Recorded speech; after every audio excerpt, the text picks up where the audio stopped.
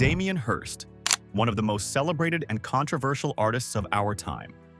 From preserved sharks to diamond-encrusted skulls, his work blurs the line between art and science, life and death. Known for his provocative style, it's funny that in art people say your work's sensational and it's a negative thing, whereas in life, or if somebody said you look sensational, you're not going to be upset by that, are you? Hirst rose to fame as part of the young British artists, challenging the very idea of what art can be. With groundbreaking exhibitions like the Doha Retrospective, featuring over 90 works, Hirst's journey is one of constant reinvention and bold creativity. Stay tuned as we explore the life, art, and legacy of the man who redefined contemporary art. His exhibitions, which often provoke intense debate and elicit strong reactions, have cemented his status as one of the most influential figures in the art world. Early life and career beginnings. Damien Hirst was born in Bristol, England in 1965 and grew up in Leeds. His early fascination with life, death, and the human condition became central themes in his art. You were a young British artist. What are you now, Damien? Old British artist, how about that? Hirst rose to prominence in the late 1980s as a member of the Young British Artists, YBAs, a group of creatives known for their provocative and conceptual approach to art. His works quickly garnered attention for their audacity and depth, challenging traditional notions of what art could be. The shark, it has been described as the defining piece of the YBA movement. Did you have any idea when you were creating it would have such an impact? I mean, I've made artwork that doesn't do what it says on the tin, and I've made artwork that does. Breakthrough, the Shark series. Hirst's Shark series remains one of his most iconic contributions to contemporary art. The series began with The Physical Impossibility of Death in the Mind of Someone Living, 1991, featuring a preserved tiger shark suspended in formaldehyde. The piece was inspired by Hirst's fascination with fear and mortality. "I wanted to create something that would give people a physical reaction," Hirst explained. The sight of a massive shark in a gallery, appearing both menacing and vulnerable, evoked intense emotions in viewers. In his latest exhibition in Doha, Hirst unveiled Leviathan, the largest piece in the series to date. This 6.8-meter-long basking shark, preserved in a tank of 60,000 liters of formaldehyde, is a testament to Hirst's continued exploration of life and death.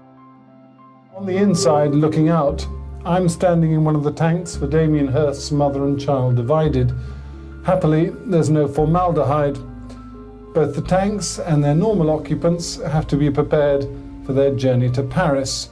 The artwork's title, inspired by Thomas Hobbes's book Leviathan, reflects on the unknown, the murky depths of the sea, and the human psyche. Conceptual Art and the Natural History series. Hirst's fascination with the intersection of science and art is evident in his Natural History series, often described as a zoo of dead animals in formaldehyde. These works blur the line between life and death, challenging viewers to confront mortality. One of his earliest and most influential pieces in this series, 1,000 Years, 1990, Art to chase, not using the art to chase the money, using the money to chase the art, which I think is great. Your motivation's got to be art, not money. encapsulates a complete life cycle. The work features a glass cabinet divided into two sections. One side contains a decaying cow's head that attracts flies, while the other houses an insect killer. The randomness and inevitability of life and death are laid bare, compelling audiences to reflect on their own existence. The evolution of Damien Hirst's art. Hirst's career spans nearly 3 decades, marked by constant reinvention and a willingness to push boundaries. His retrospective exhibition in Doha is the largest of his career, featuring over 90 works that showcase his artistic journey. From large-scale installations to intricate sculptures, each piece is meticulously crafted to evoke powerful emotions and spark dialogue. Among the most striking installations is Pharmacy, a work that transforms a gallery space into a life-sized pharmaceutical store. Like doing that painting, I've had medicine cabinets installed, and you go in there and they've, and I want it to look like a medicine cabinet, and they've kind of done it all flat and level and organised, and it's just not convincing. This piece explores the faith we place in medicine and its promise of immortality. Hirst's use of minimalism in pharmacy is deliberate, creating an environment that is both sterile and seductive. Another hallmark of Hirst's oeuvre is his spot paintings, which began in 1986. These colorful, geometric works convey a sense of order and happiness, yet their simplicity masks deeper questions about desire and beauty. "I think art should always be beautiful," Hirst stated, emphasizing his belief in the power of visual aesthetics to engage audiences. The Diamond Skulls, Exploring Mortality and Wealth. Entitled For the Love of God and for Heaven's Sake, these skulls are being exhibited together for the first time. In 2007, Hirst created one of his most ambitious works, For the Love of God. This platinum skull, encrusted with 8,601 flawless diamonds, represents the ultimate intersection of art, wealth, and mortality. Hirst described the work as an attempt to confront death by decorating it, a reflection on humanity's flawed aspirations. Later, Hirst created For Heaven's Sake, a smaller skull cast in platinum and encrusted with pink diamonds. This piece, even more valuable than its predecessor, challenges viewers to consider the relationship between materialism and mortality. Despite criticism that such works prioritize wealth over art, Hirst defends their deeper meaning. For something to be art, it's got to be about more than money. Engaging audiences and creating dialogue. Hirst's ability to provoke dialogue is central to his success. His works, whether loved or criticized, elicit strong reactions that keep audiences engaged.